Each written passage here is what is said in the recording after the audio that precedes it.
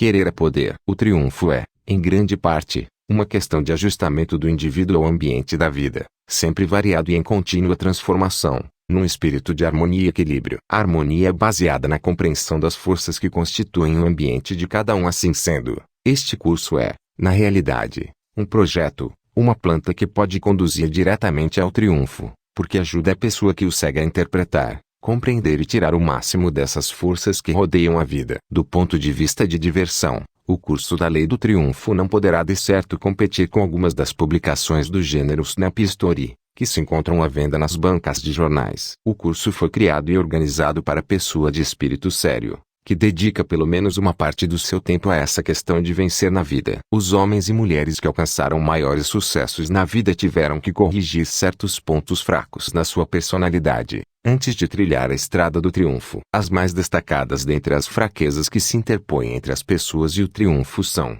a cupidez, a violência, a inveja, a desconfiança, o espírito de vingança, o egoísmo, a tendência para colher onde não se semeou e o hábito de gastar mais do que se ganha. O curso da Lei do Triunfo foi primeiramente difundido na forma de conferências pronunciadas pelo autor, praticamente, em todas as cidades e em muitas das menores localidades dos Estados Unidos, durante mais de 7 anos. A primeira grande vitória da filosofia da Lei do Triunfo foi alcançada quando seu autor a empregou como base para um curso de treinamento de um grupo de 3.000 vendedores, de ambos os sexos. Assim, tão grande grupo conseguiu ganhar mais de $1 milhão pelos serviços prestados num período de 6 meses, aproximadamente. O leitor observará, nessa introdução geral, alguns termos técnicos que não lhe são de todo familiares. Não consinta, porém, que isso o perturbe. Não tente entendê-los logo à primeira lição. Nessa introdução, não se fará um exame do leitor, mas ele precisa lê-la várias vezes,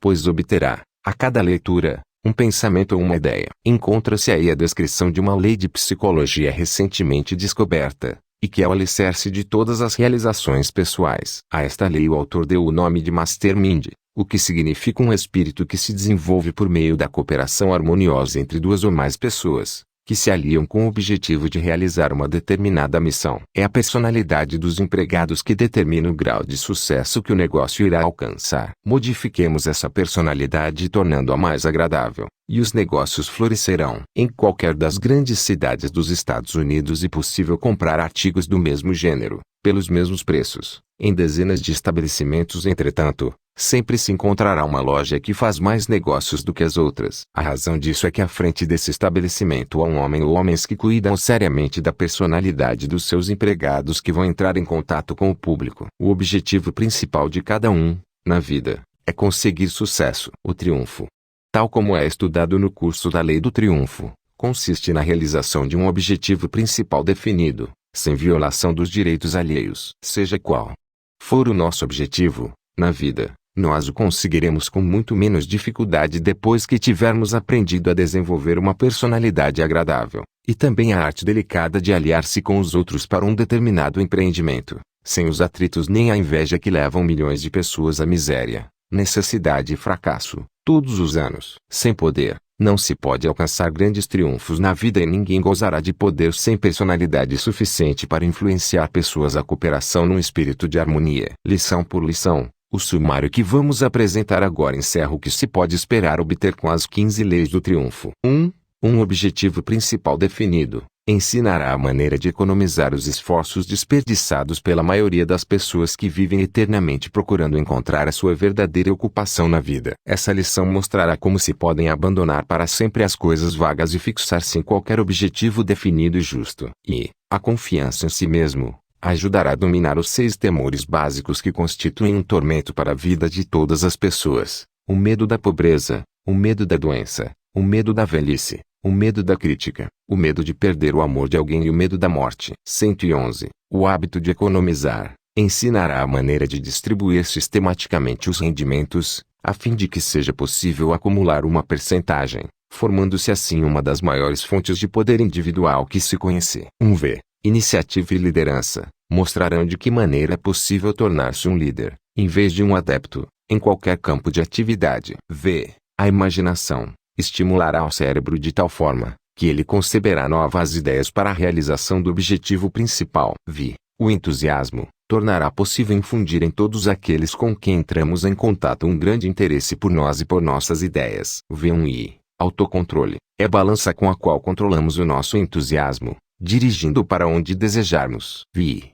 O hábito de produzir mais trabalho do que o que é pago, é uma das mais importantes lições do curso da Lei do Triunfo. X. Uma personalidade agradável, é o fulcro no qual devemos apoiar os nossos esforços. E, feito isso, de maneira inteligente, encontrar-se-á facilidade para remover montanhas. X. Pensar com segurança, é uma das pedras fundamentais de todo triunfo duradouro. Essa lição ensinará a distinguir os fatos da mera informação. X. A concentração ensinará como focalizar a nossa atenção sobre um dado assunto até que tenhamos traçado planos práticos para dominar a questão. X.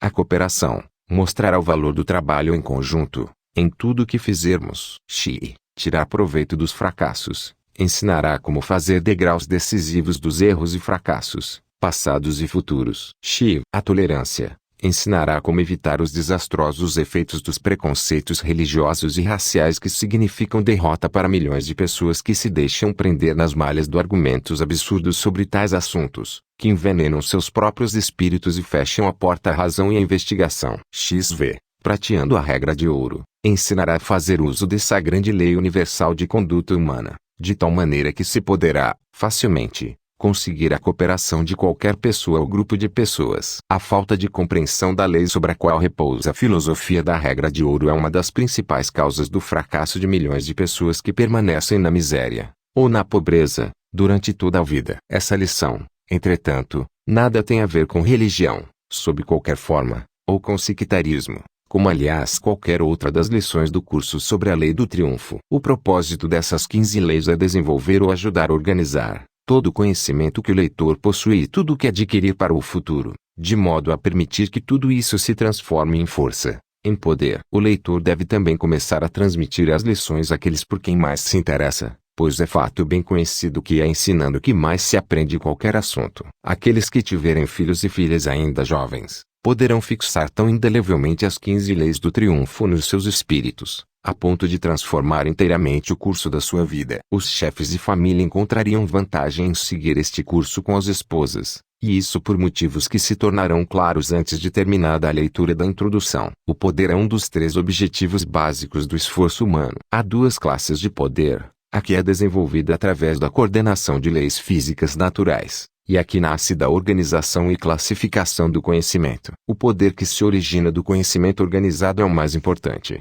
porque dá ao homem um instrumento que ele pode transformar, dando-lhe nova direção e por meio dele dominará, até certo ponto, a outra forma de poder. Há 2 métodos principais de adquirir conhecimento, a saber, estudar, classificar, e assimilar fatos que já tenham sido organizados, por outras pessoas. Colher, organizar e classificar, por um método próprio, os fatos geralmente chamados de experiência pessoal. O grau de progresso conhecido por civilização é apenas a medida do conhecimento que a raça humana acumulou. Há 2 espécies de conhecimento, mental e físico. Entre os conhecimentos úteis que organizou, o homem catalogou os 92 elementos químicos impares que constituem todas as formas materiais no universo. Por meio de estudo, análise e medidas cuidadosas, o homem descobriu a grandeza do lado material do universo, representada pelos planetas, sóis e estrelas, alguns dos quais, segundo se sabe, são 10 milhões de vezes maiores que a pequenina Terra em que vivemos. Por outro lado,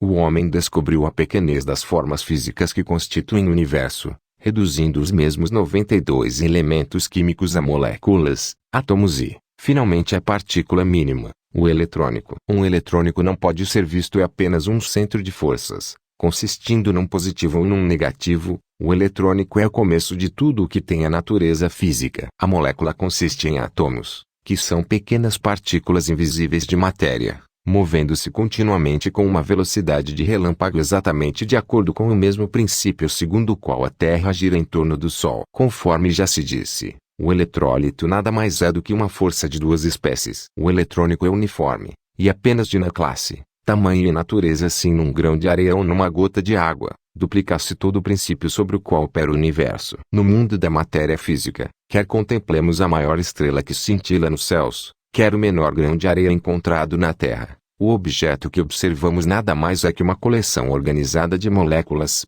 átomos e eletrônicos, girando um em torno do outro, na velocidade inconcebível. Não há matéria sólida. A mais rija peça de aço nada mais é do que uma massa organizada de moléculas, átomos e eletrônicos em movimento. As 92 formas físicas de matéria parecem ser diferentes umas das outras, e são diferentes, porque são feitas de diferentes combinações de átomos, conquanto os eletrônicos, nesses átomos, sejam sempre os mesmos apenas. Alguns são positivos e outros são negativos, o que significa que alguns contêm uma carga positiva e outros uma carga negativa de eletrificação. Por meio da química, a matéria pode ser partida em átomos que são, em si mesmos, imutáveis. Os 92 elementos são criados mediante as combinações e transformações das posições dos átomos. Assim, pode-se ver que os 92 elementos químicos do universo diferem uns dos outros apenas quanto ao número de eletrônicos que compõem os seus átomos, e quanto ao número e combinação desses átomos, nas moléculas de cada elemento. A fórmula por meio da qual esta transformação eletrônica pode ser produzida tem sido objeto de pesquisas diligentes da parte dos alquimistas de todas as eras, e dos químicos de hoje. É fato bem conhecido de todo químico que,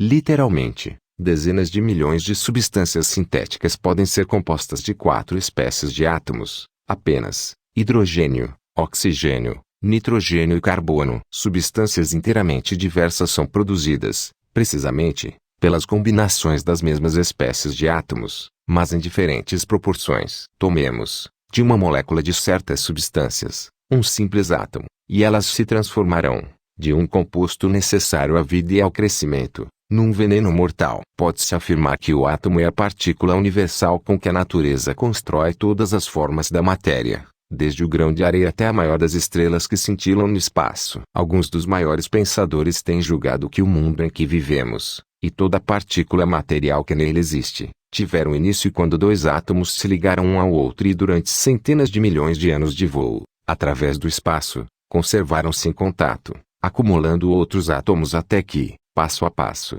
a Terra se formou. Achavam eles que a Terra girava no espaço e entrava em contato com várias espécies de nebulosas, ou átomos, dos quais logo se apropriava, por meio da lei da atração magnética. Na composição da superfície da Terra, vê-se muita coisa que vem em apoio a essa teoria, embora não exista uma evidência positiva da sua veracidade.